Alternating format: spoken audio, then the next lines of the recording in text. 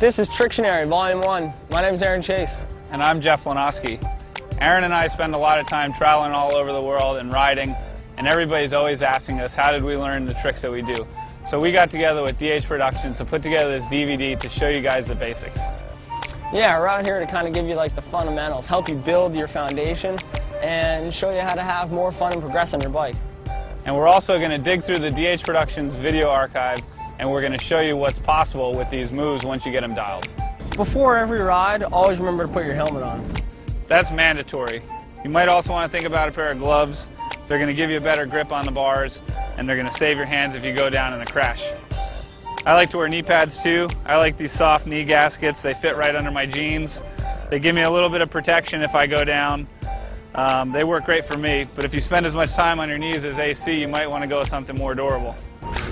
Whatever. If you ever did want to go big, you could wear these knee and shin pads, follow up with some elbow pads. Either way, you gotta always ride with your helmet on.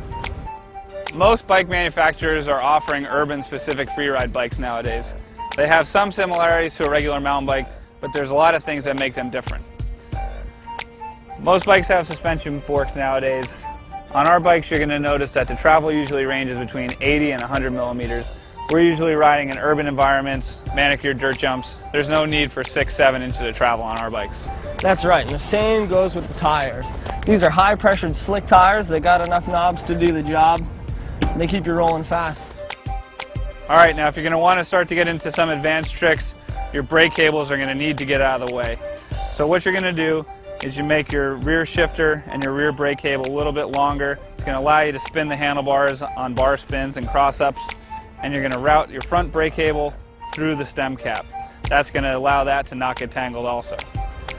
Yeah, that'll definitely work. Another thing you want is a jump seat. This is going to be a little bit wider, give you some pinches, and especially when you screw up, it's going to save your butt. All right, now when you're pedaling at this stuff, you definitely don't want your chain falling off. And when you're doing moves like sprocket stalls, you're not going to want to ding up your chain ring. So all these bikes are going to have some kind of chain retention device and a bash ring. It's going to keep your chain on, protect your gears. The same goes with everything else. It's all about the hardtail.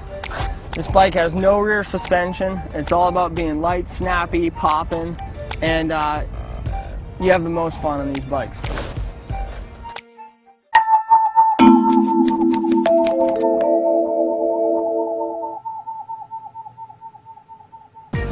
One of the most basic tricks you're going to learn is a wheelie. A wheelie is going to give you a solid foundation for a lot of these other tricks. It's going to teach you to balance on one wheel, it's going to teach you to ride with your front end in the air, and it's going to help you impress your friends. Now before you get started, you have to learn how to do a wheelie. What you're going to need to do is lean back and pedal to get your front end up. And if you start to loop out backwards, you're going to need to squeeze your back brake. That's going to bring your front end down. So it's a lot of trial and error. It's basically pedaling and leaning back to get your front end up, squeezing your back brake to bring the front end down, and just practice to find the sweet spot so you can ride down the trail or the road, whatever, and keep that wheel balanced.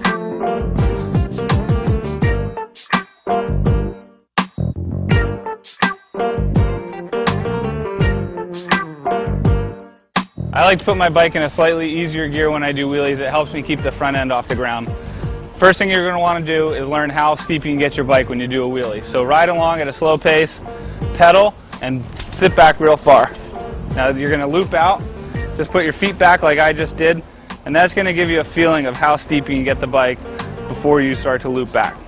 Alright, now that you've looped out a few times backwards and put your feet down, you're going to want to practice using your back brake to bring your front end down so that you don't go too far back.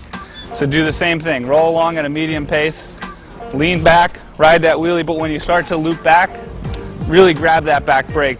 That's going to bring your front end down to the ground. It's going to keep you from looping out. Okay, so you've looped out a few times, you've brought your front end down a few times, you have a good idea of what your limits are, how far you can go back, what it takes to get the front end down. Now you're going to want to put both things together. Alright, so roll along at a walking pace, you're going to pedal the whole time, and then you're going to shift your weight back, keep pedaling. That's going to get your front end up. Now I like to look in front of my front wheel on the ground. That just helps me balance side to side. And once you feel you've wheelied far enough, just set her down to earth.